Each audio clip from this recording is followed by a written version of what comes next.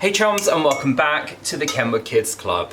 In this week's episode, I'm going to be showing you how to make my twist on a truly traditional bake.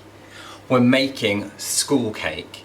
And I imagine that most of you are thinking, what on earth is school cake? Now, let me take you back into the past, where once upon a time, for our school dinners, back in the olden days when the years started with a 1, sometimes if you were really lucky and you had hot dinners at school, for dessert they would offer up a massive slab of cake.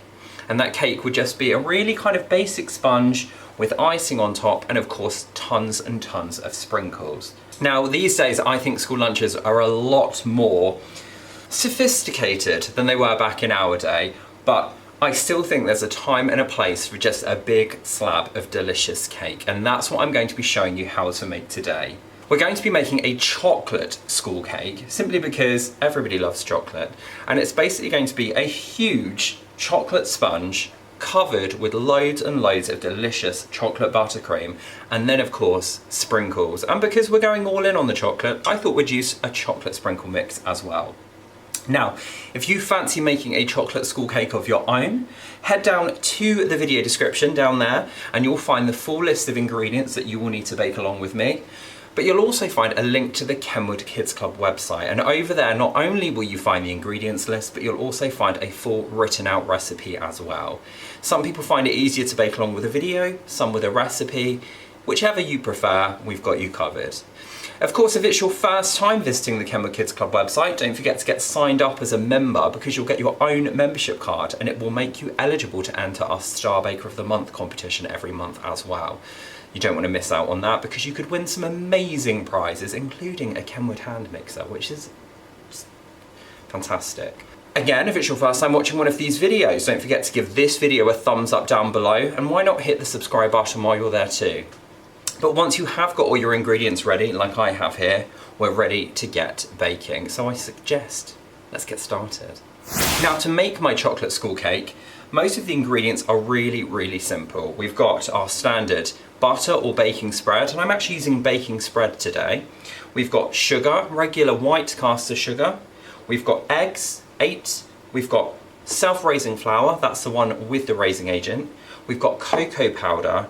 We've got baking powder, and we've got some vanilla extract as well. You don't have to put the vanilla in, because after all the main flavour here is the chocolate, but I think it makes it even tastier. Now, as you can see, I'm using my Kenwood K-Mix stand mixer today. If you don't have one of these, you can just use a bowl with a wooden spoon or an electric hand mixer, whichever you have. The cake will still come out just as delicious however you make it. But for me, I'm going to start by putting my baking spread into the bowl of the mixer, and with that I'm going to go straight in with that caster sugar as well. We're going to use the creaming method today, which is where we begin by creaming together our butter and our sugar, because what that does is traps loads of air into the mixture, meaning that our cake is going to be super light and super fluffy. That's the other reason why I'm using the baking spread as well, because when you're making a large cake like a tray bake, if you use butter, they can be quite heavy, whereas if you use baking spread, it makes them much lighter. Of course, the trade-off is you don't get that lovely buttery taste, but with a cake like this, where we've got vanilla and chocolate, that should more than make up for it. I'm going to mix this until it's really pale and light and fluffy, but I'm not going to make you watch that, so we'll jump ahead until we're ready to add the next ingredients.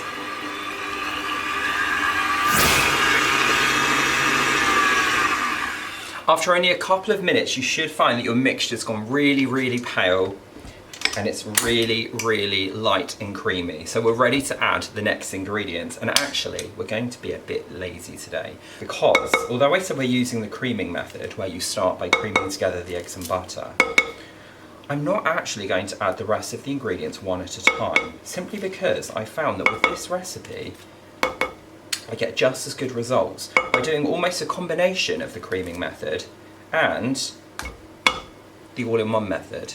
So I'm going to pop that over there, and I'm going to add all of the rest of the ingredients at the same time. So, of course, we've got our 8 medium eggs,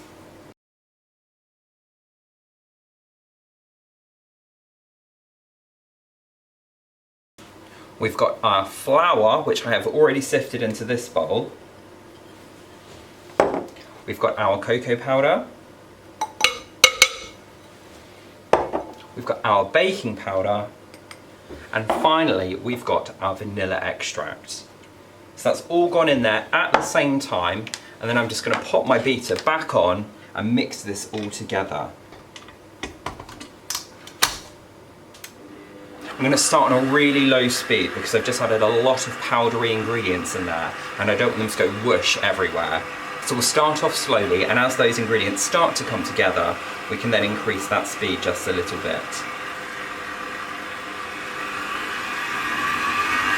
So if you're using a K-mix like I am, I'm on a number 3 now, which is kind of a low to medium speed. And what I'm looking to happen is that all of those ingredients come together and give me a lovely smooth mixture. Once that's happened, I'm going to stop it and just give the beater a quick scrape. Because I'm using the creaming beater, I don't really need to worry about scraping around the bowl, but sometimes some of your dry ingredients can get caught on your beater, and we obviously want to make sure everything is nicely combined. So did you see all that flour come off there? Really important step, this. And then we'll just pop the beater back on one more time. Give it one final mix for around about a minute, and then we'll be ready to pop this into the baking tin.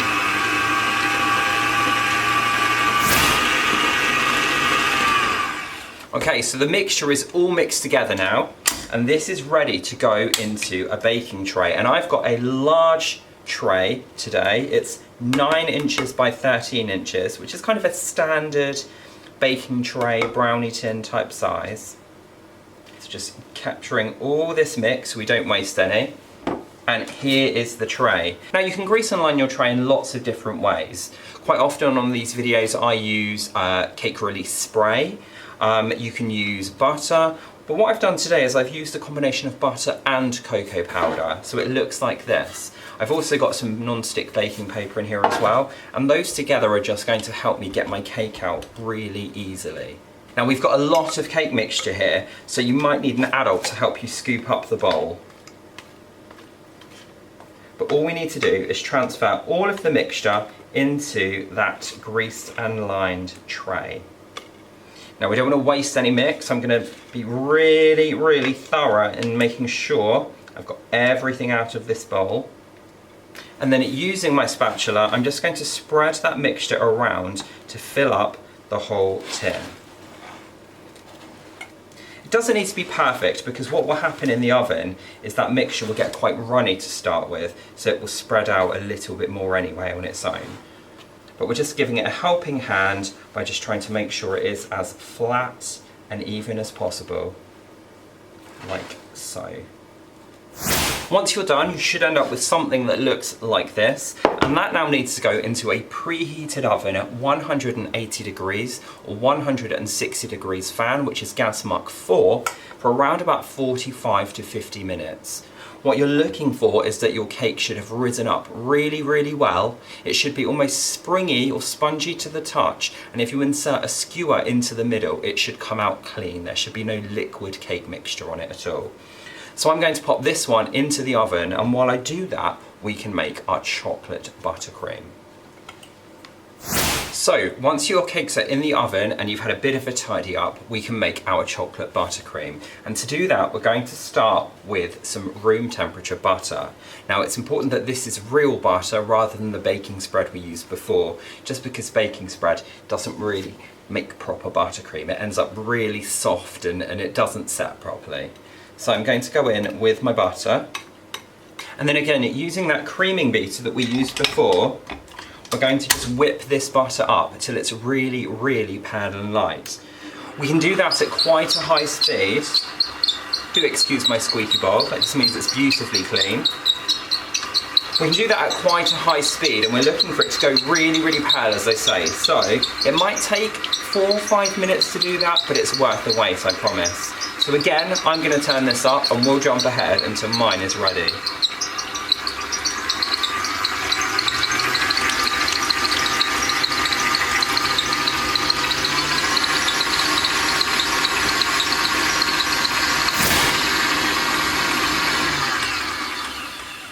So my butter has been mixing for about 5 minutes now, and if I hold this bowl up, hopefully you can see it's gone really, really pale, which is perfect.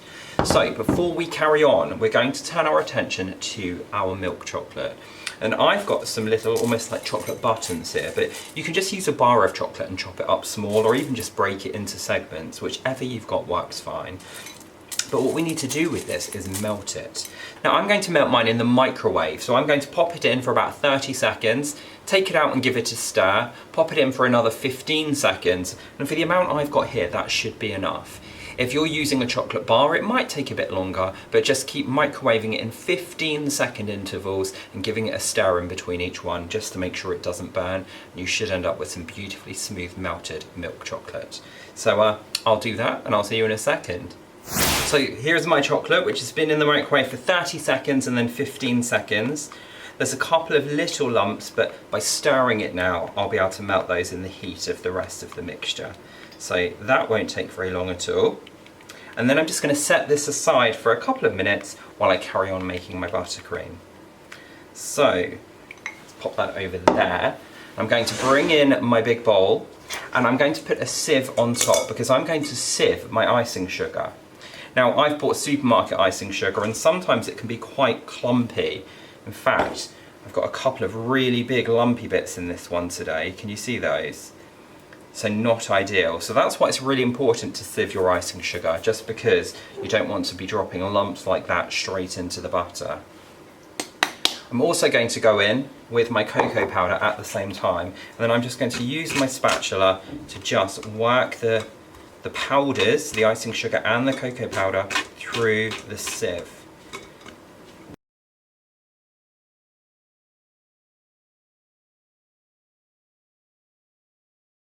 And then once you've done that, we can pop this back on the mixer for a couple of seconds just to start mixing those ingredients together.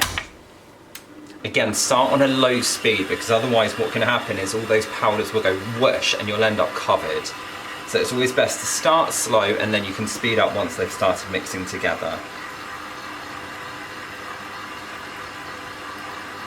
Now once they've started mixing together, we can actually pause it one more time and go in with our melted chocolate. The reason why we didn't put this in straight away is because it was quite warm from the microwave and I wouldn't want it to melt the butter.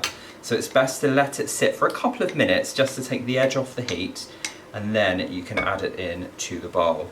And then I'm also going to add in a couple of tablespoons of whole milk as well. And they're just going to help loosen everything up and give me a lovely, smooth, chocolatey buttercream.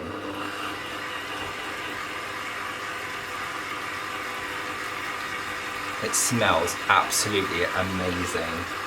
So once it's all in there, I can turn up that speed. And again, we're just going to let this run for around about 1 to 2 minutes, just so we end up with a lovely, smooth mixture.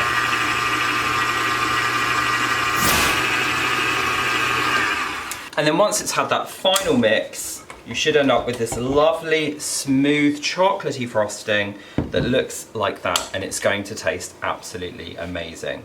But of course, our cake is still in the oven, so we're not ready to use this just yet. So what I'm going to do now is just cover this bowl in cling film and set it aside until my cake is fully baked and of course has had sufficient time to cool down as well. Now when your cake is fully baked and has fully cooled down, all you need to do is grab your frosting, transfer it onto the top of your cake and just spread it over the whole thing. It doesn't need to be neat and tidy. And then of course you can finish it off with your favourite chocolatey sprinkle mix. And I might have been quite generous with the sprinkles, but who doesn't love sprinkles? But after you've done all of that, you should end up with something that looks like this. And doesn't that look incredible? So this is my chocolate school cake. And this is perfect to just make up and have in the house as a little treat. Or of course, why not make it for a special celebration? If you want a really simple and easy way to make something like a birthday cake, a tray bake like this can be the perfect solution. Now, one of the reasons why I have made mine in advance like this is because I was so aware that last week we didn't get to try the results of our bake. And I know that lots of you really love that part. So this week we are going to cut into this cake and we'll see how it's turned out. Now my favourite way to slice up a school cake like this is to just cut it into massive great wedges. So I'm literally just going to cut right down the middle of the whole thing.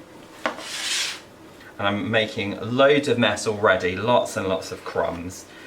And then I'm going to cut each of those halves into halves again. If you want to do this a bit neater, by the way, all you need to do is just wipe off your knife between each slice. So if you're doing it for something like a celebration, that might be a good way to do it. And then I'm just going to cut across so that I end up with lots and lots of little squares. Now, of course, depending on the size that you make your squares will affect how many portions you have. But I've got 24 squares of cake here. So this is definitely going to go far, and I think I might have to share it with people because I don't think even I could eat 24 pieces of cake all on my own. But there we go. I've made lots of mess. We've got lots of crumbs, but let's give this a taste. So if I hold it up to the camera, you can hopefully see we've got this lovely, deep, light, fluffy chocolate sponge, and then it's covered on the top there with that delicious chocolate buttercream.